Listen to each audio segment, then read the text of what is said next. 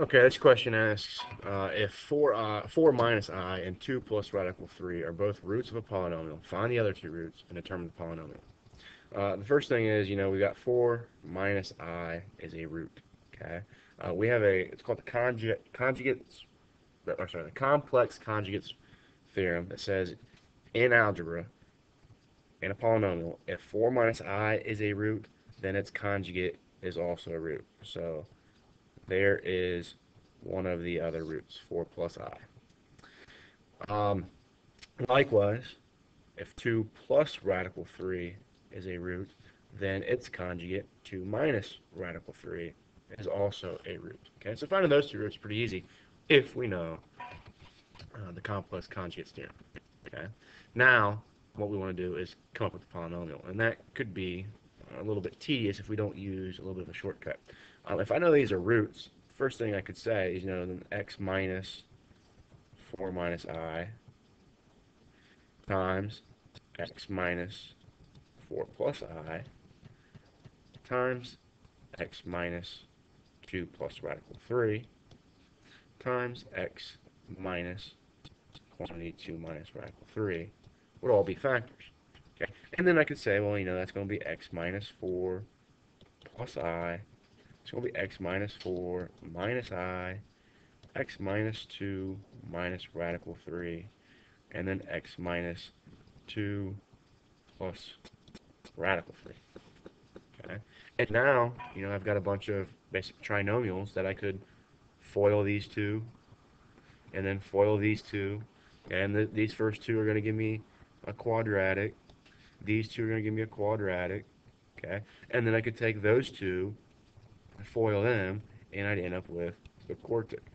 Okay, but that's a lot of algebra and a lot of math that we can kind of circumvent if we remember one key thing, and that thing is x squared minus the sum of x plus the product of x. Or not the product of x, just the product of my roots. Okay? If I have two roots, I can come up with a quadratic with that information. Okay.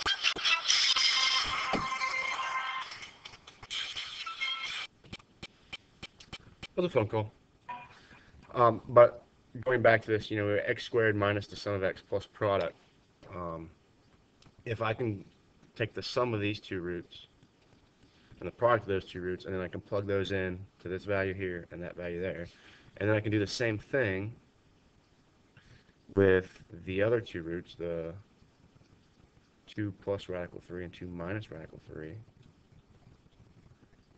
sum of x plus the product. And we talked about this in class, that this comes from uh, the rules of finding the sum of your roots and the product of your roots based on um, a general polynomial. Okay. Um, so looking at 4 minus I and 4 plus I, the sum of those two things, add everything up. 4 minus I plus 4 plus I. The negative I and positive I are additive inverses. They're going to go to 0, so I end up with 4 plus 4, which is 8. Okay, so I'm going to get the x squared minus 8. 8 was my sum. And now the product of these two things, well, I'm going to get, just doing that math up here real quick, 4 minus I times 4 plus I. 4 times 4 is 16. I times I is I squared. It's negative I squared. And an I squared is a negative 1 itself. So really I have 16 minus a negative 1, which ends up being 17.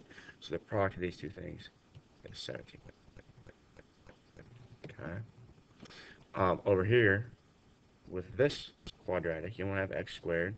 Now minus the sum of these two, again, radical 3 and negative radical 3 are additive inverses. So the sum is going to be minus 4x. Okay, and now the product, same idea. I take 2 radical 3, or sorry, 2 plus radical 3, and I multiply that by 2 minus radical 3. 2 times 2 is 4. O and I are going to drop out, and then radical 3 times negative radical 3 is negative radical 9, which is just a negative 3. So I get 1. Okay. So my product here is 1. So now I have these two quadratics. This came from the first two roots. This comes from the second two roots. Now what I can do is just distribute. I get x squared times an x squared, which I guess is going to give me x to the fourth. X squared times a negative 4x is going to be negative 4x cubed. X squared times 1 is going to give me x squared. Negative 8x is negative 8x cubed. Negative 8x times negative 4 is a plus 32x squared. Negative 8x plus 1, or times 1, is a negative 8x. And then I got 17 times x squared, so plus 17x squared.